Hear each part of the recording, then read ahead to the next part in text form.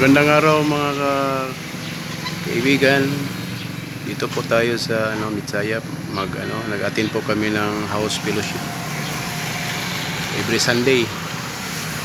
Dito po kami, linggo-linggo ito namin ginagawa.